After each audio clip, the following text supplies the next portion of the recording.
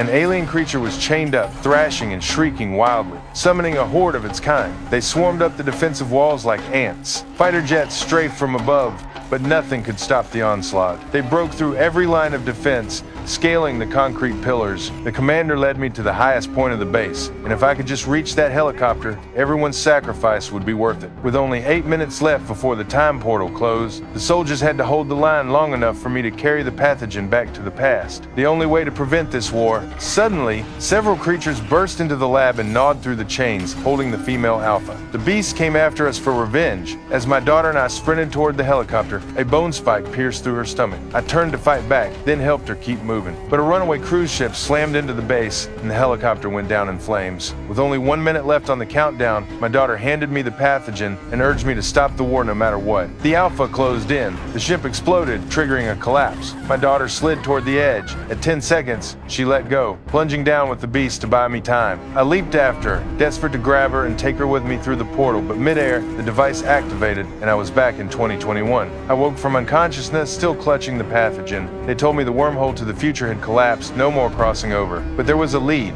The biologist analyzed the monster claw I'd brought back and found traces of volcanic ash from an eruption in 946 AD. These creatures had arrived on Earth over 1,000 years ago, likely somewhere in northern Russia. Climate models showed that region would thaw in exactly 2048, which would explain how they woke up. I immediately assembled a team and headed for the Arctic. Our sensors picked up a powerful magnetic field ahead. We made our way through an underground river and discovered an alien spacecraft frozen in the ice.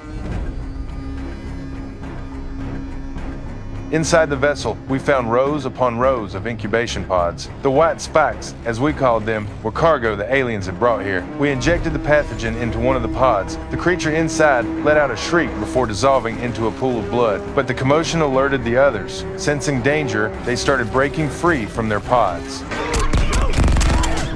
The team outside opened fire, but Charlie's gun jammed. He grabbed a cutting torch just as a creature charged straight into the spinning blade. Inside the ship, we planted explosives. When we reached the larger cargo hold, we saw something even worse. Countless white spikes had already escaped their pods. We retreated while laying down fire, but we couldn't hold them back. The others told me to get out and hunt down any that escaped, then hit the detonator, taking themselves and the ship down together.